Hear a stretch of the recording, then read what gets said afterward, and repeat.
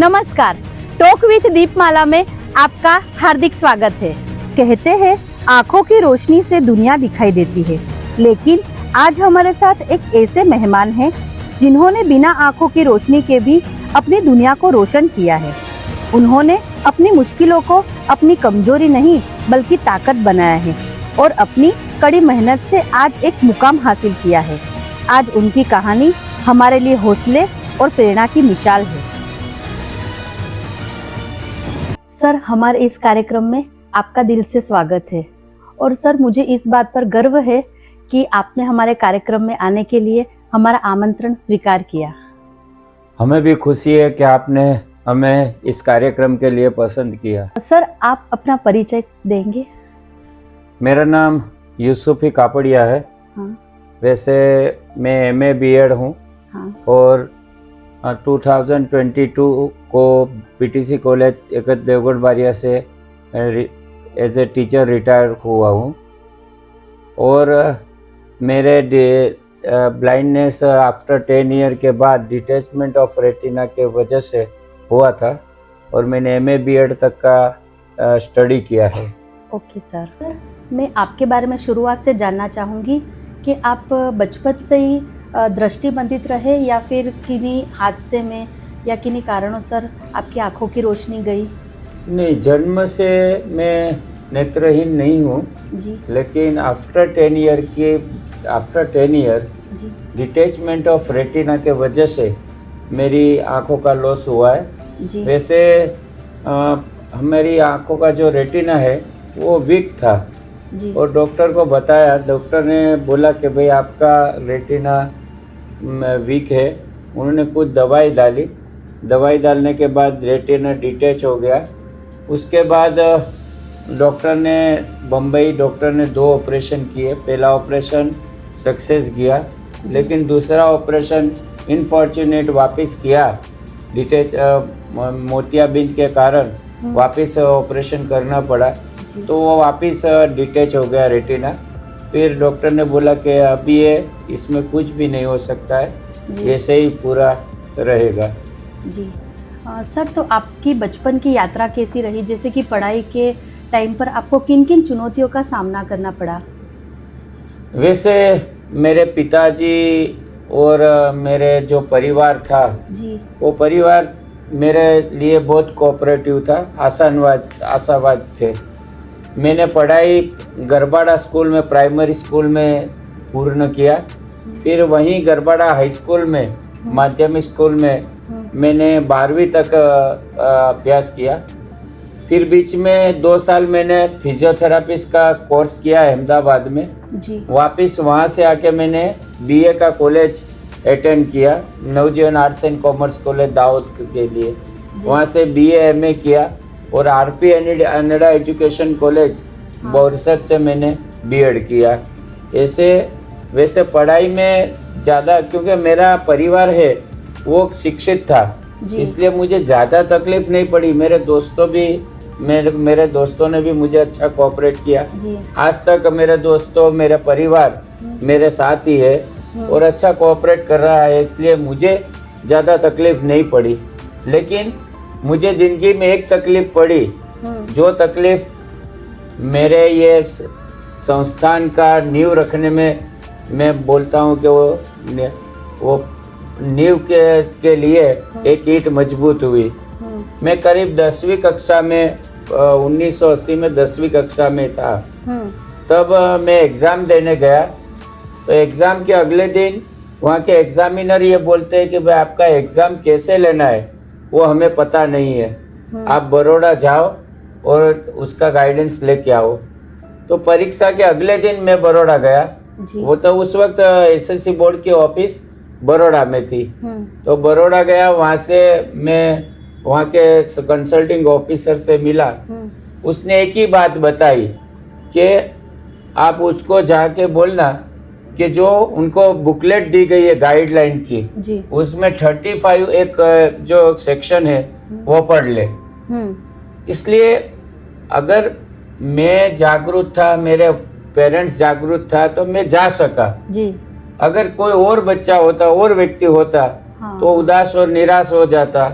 इसलिए वो बात मेरे मगज में कहीं से घर कर गई होगी कि भाई जो मेरे पिताजी मेरे बंधुओं इतने जागरूक था तो मैं ये कर सका, दूसरे लोग अगर हो तो कैसे ऐसा कर सके। वो बात शायद कहीं पे चूकती थी मुझे और ये सब करने का प्रेरणा स्रोत हुआ, ऐसा मैं मानता हूँ। जी, ये बात आपके दिल में घर कर गई। हाँ, वो घर कर गई। सर, आप राष्ट्रीय लेवल तक पहुंचे हुए हैं, वहां तक पहुंचना कोई मामूली बात नहीं है। तो सर, ऐसी कौन सी उपलब्धि आपने वहां तक पहुंचने में, आपको ऐसी कौन सी उपलब्धि मिली कि जिसका आपको आज भी गर्व है? उपलब्धि के बारे में तो मैं नहीं जानता हूँ, लेकिन मैं ये सोचता हूँ कि काम करते जाओ, आगे बढ़ते जाओ। मैं कब आगे बढ़ा मुझे पता नहीं है। लोगों ने चाहा कि मुझे ऊपर जाना चाहिए तो मैं गया, क्योंकि अभी मैं national association for the blind all India level का उनका मैं जॉइंट सेक्रेटरी हूँ नेशनल लेवल में, और यहाँ पर भी दोनों संस्था का सेक्रेटरी हूँ। इसलिए काम करता हूँ। लोग चाहते हैं, चाहना बड़ी चीज होती है, इसलिए ये काम करते हैं।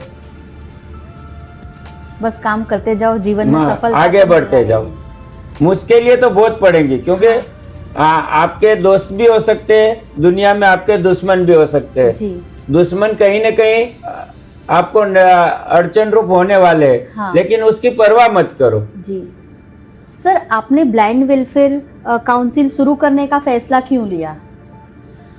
वैसे यहाँ पर एक आपको याद हो तो ब्लाइंड स्कूल है छापरी में। जी हाँ। वो national association for the blind के अंतर्गत है, और वहाँ पर सिर्फ ब्लाइंड लोगों का ही काम होता है, क्योंकि उसका जो कॉन्स्टिट्यूशन है उसमें ऐसे नॉर्म्स है कि भाई हम ब्लाइंड का ही काम करेंगे। तो हमने सोचा कि ब्लाइंड का काम तो हो रहा है, लेकिन और दिव्यांगता के लिए क्या होगा। जैसे हाथ पैर के जिसकी तकलीफ है, हाँ। मानसिक क्षति वाले, हाँ। हियरिंग इम्पेयर्ड वाले बच्चे, हाँ। उनका क्या होगा। ये सोचते हुए हमने ये ट्रस्ट का नया बनाया, और उसमें सभी क्लोज रखे कि भाई हम सभी दिव्यांगता वाले लोगों का काम करेंगे। इसलिए हम इस blind welfare council trust act के अंतर्गत रजिस्ट्रेशन है, उनमें हम कुल 10 मेंबर है। 10 में से हम 6 नेत्रहीन है। अच्छा। और सभी लोगों की किसी की रोटी यहाँ से नहीं निकलती है। हाँ। सभी लोग समाज में वेल सेट है। हाँ। सब अपना अपना व्यवसाय कर रहे हैं, धंधा कर रहे हैं, जॉब कर रहे हैं। यहाँ की किसी की भी रोटी नहीं निकलती है। हम मात्र सेवा करने की सेवा और काम करने की लगन से यहाँ पर हम सब जुड़े हैं। सर, आपकी ये जो ब्लाइंड वेलफेयर काउंसिल है तो वो कितने समय से कार्यरत है और किस तरह का कार्य करती है? मैंने आगे बताया उसके मुताबिक 2000 में ये ब्लाइंड वेलफेयर काउंसिल की हमने स्थापना की जी, और 2000 से आज तक 2026 यानी 26 साल हो गए जी। अगले आने वाली 29 तारीख को यह संस्थान के 26 साल खत्म होने रहे जी। हमारा काम 3 डिस्ट्रिक्ट में, दाहोद, पंचमहाल और महिसागर, जैसे पुराना बृहद पंचमहाल बोला जाता था। हाँ। वो पूरा पंचमहाल में हम काम करते हैं। और ब्लाइंड वेलफेयर की जब स्थापना हुई तब यहाँ पर दिव्यांगों लोगों को सर्टिफिकेट और मोबिलाइजेशन जैसे व्हीलचेयर, ट्राइसिकल वगैरह कुछ नहीं था।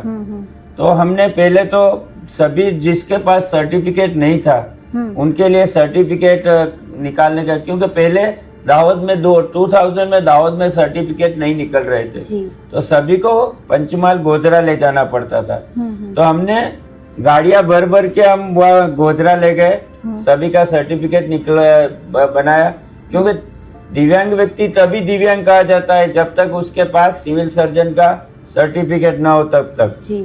तो उसका सर्टिफिकेट निकलने बाद ही उसको आप दिव्यांग बोल सकते हैं, नहीं तो उसको दिव्यांग बोल नहीं सकते हैं। इसलिए हमने सर्टिफिकेशन करवाया, और गवर्नमेंट के जो बेनिफिट है वो भी सर्टिफिकेट होने पर ही मिल सकते हैं। उस वक्त हमने करीबन 2000 सर्टिफिकेट यहाँ के दाहोद पंचमहाल के बच्चों का और व्यक्तियों का निकाला, क्योंकि उस वक्त कोई अवेयरनेस ही नहीं थी। हाँ, तो हमने शुरू किया, सर्टिफिकेट निकाला, जी। फिर जो जो उनको बेनिफिट मिलता था हम्म। वो बेनिफिट दिलवाया, और बाहर की जो DDRC है और ऐसी दूसरी संस्थाओं के यहाँ लाके उनको साधन सहाय का कैंप करवाए। साधन सहाय में व्हीलचेयर है, ट्राइसिकल है, हियरिंग एड है, ऐसे करीबन हमने उसी वक्त 3-4 हजार लोगों को ऐसे साधन दिए।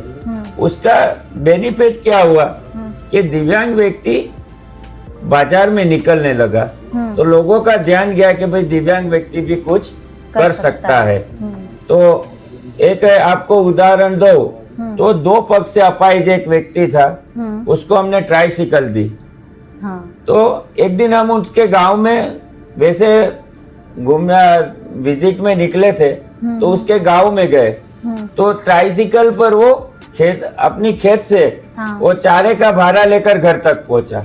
अरे वाह। और कई लोगों तो अपने ट्राइसिकल पर पानी के डब्बा भर के घर पे लाते थे। हाँ। तो एक फायदा ये हुआ कि लोगों को, ये दिव्यांग व्यक्ति घर वाले लोगों को भी मदद रूप होने लगे। हाँ। इसलिए घर वाले भी उनको चाहने लगे कि नहीं, ये भले ये अपाहिज है, दिव्यांग है, लेकिन घर का काम तो करता है, कुछ तो करता है। कुछ तो करता है। और वो पढ़ने में भी फिर, क्योंकि मोबिलाइजेशन हुआ है तो स्कूल भी जाने लगा, हाँ। पढ़ने भी लगे, हाँ। और आगे भी आए।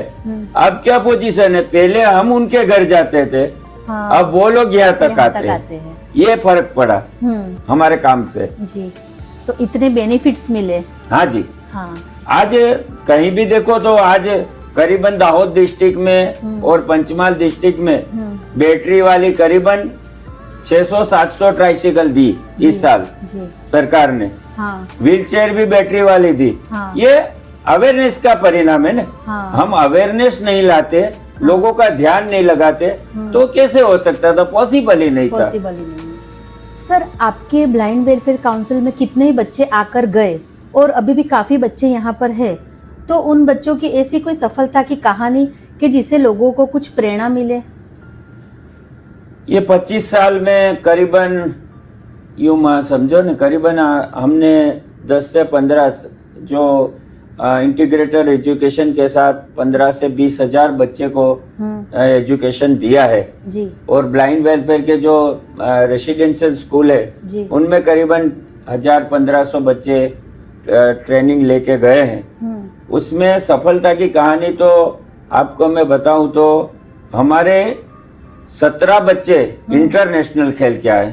अरे वाह। और उसमें भी अबू धाबी, हम यूएस में लॉस एंजलिस, जर्मनी में बर्लिन, इटाली में अभी रोम जाके एक बच्ची हमारी आई, पोलैंड जाके आई, जर्मनी जाके आए। करीबन 15 से 17 लोगों को गोल्ड मेडल भारत के लिए लाए।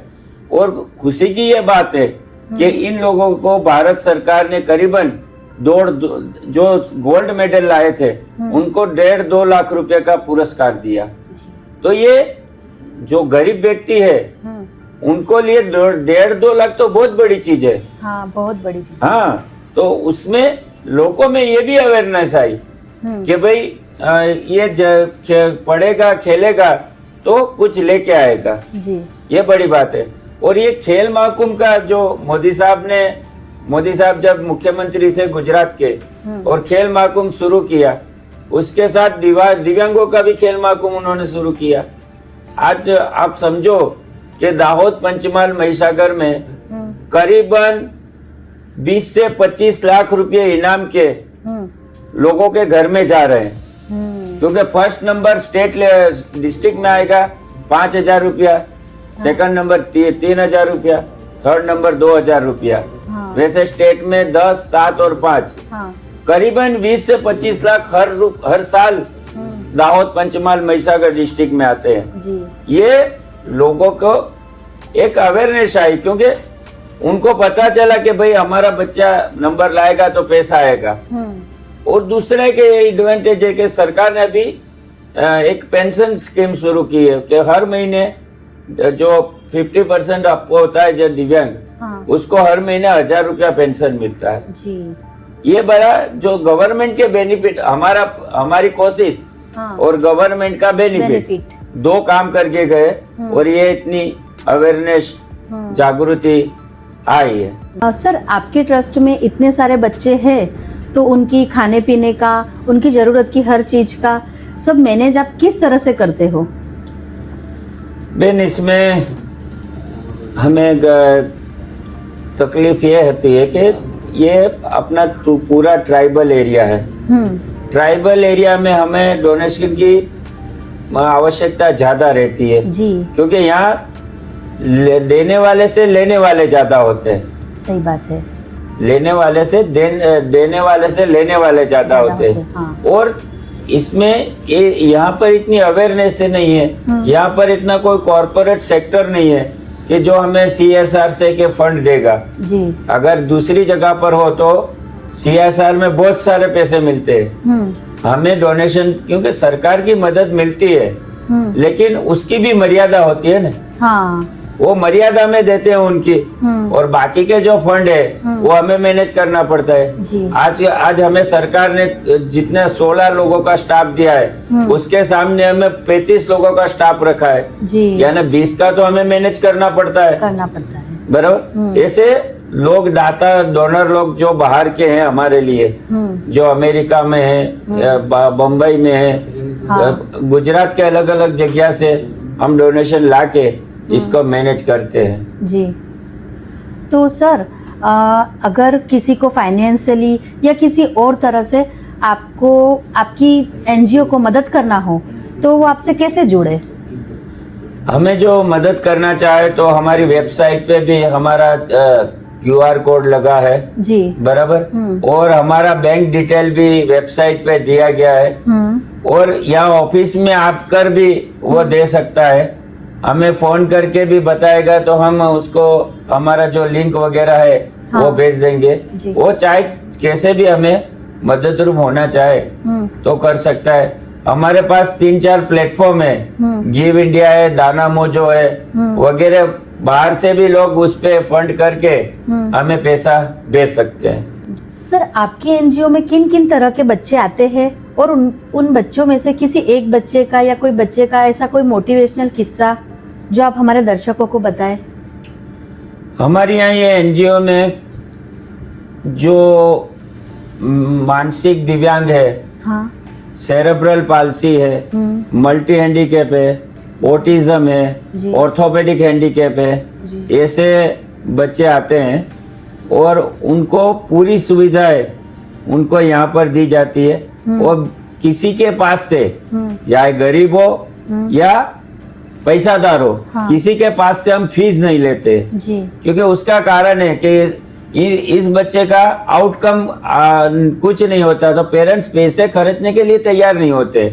इसलिए जो आप फीस मांगोगे तो दूसरे दिन से बच्चे को भेजने का बंद कर देंगे।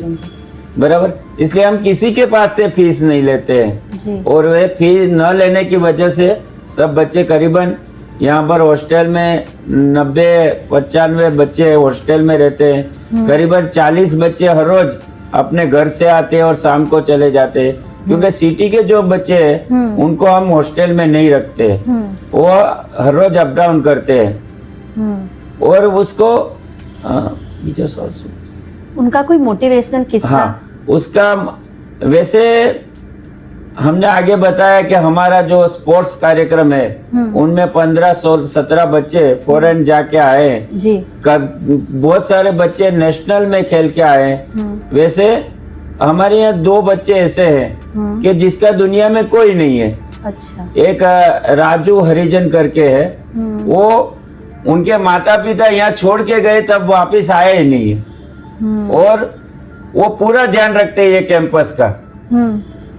मुझे आके कहीं भी कोई प्रॉब्लम होता है तो वो मुझे आके बताता है कि सर कापड़िया साहब ये यहाँ पर ये हो रहा है, पानी नहीं आ रहा है, नल टपक रहा है, आज खाने में अच्छा नहीं था जी।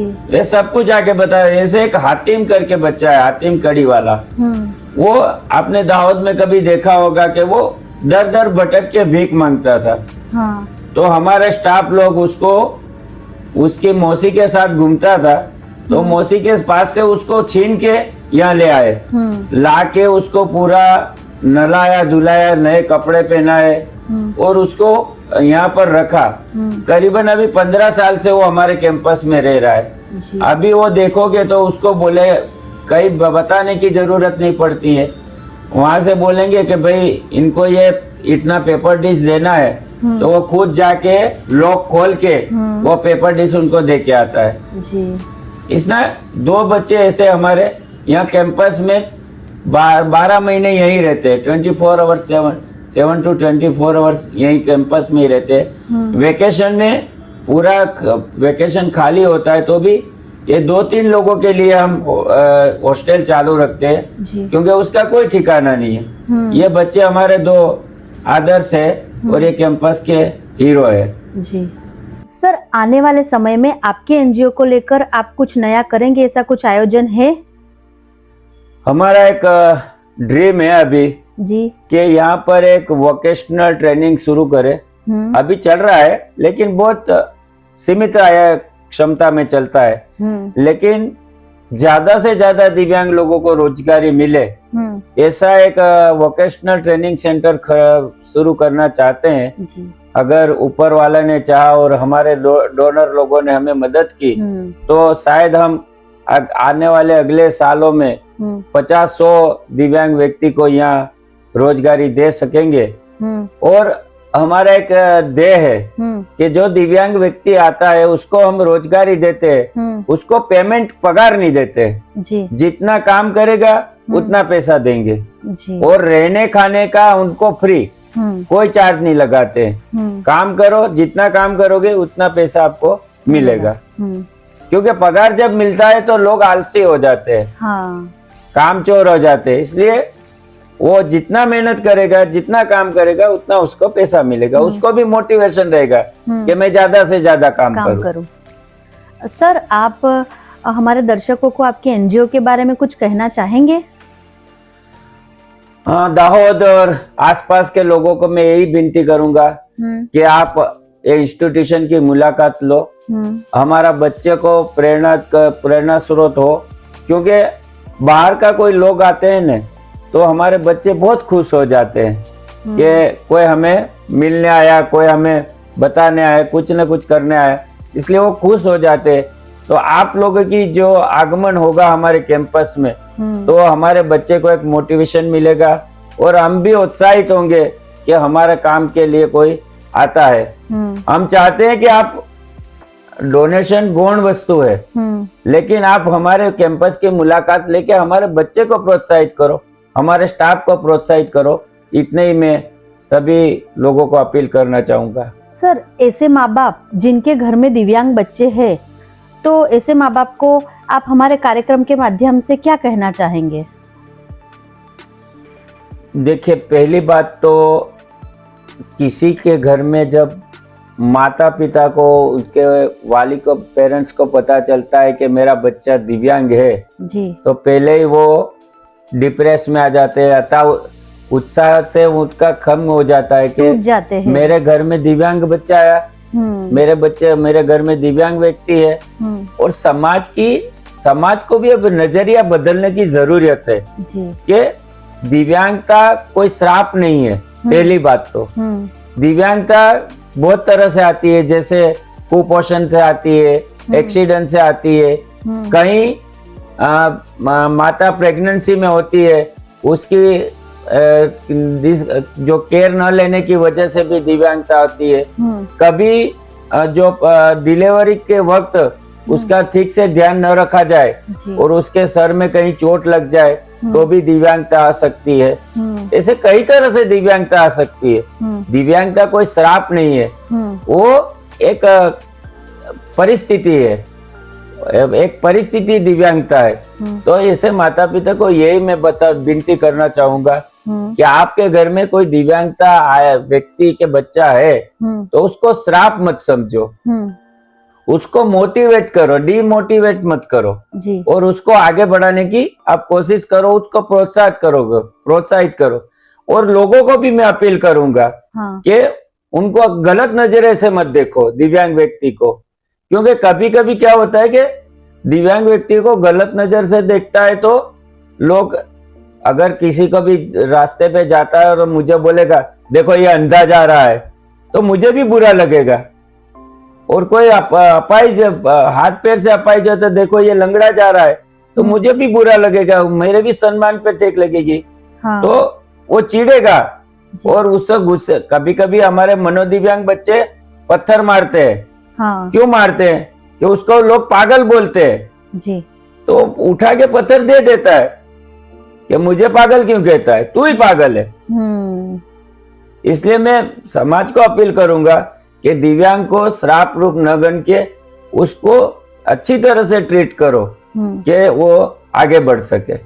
सर, अब मैं आपको अंत में 6 सवाल करूंगी, जिसका जवाब आपको एक शब्द में देना है और तुरंत देना है। ठीक है। ठीक है। एक शब्द में अपने आप को बताए। मैं दिव्यांग नहीं हूँ। जी।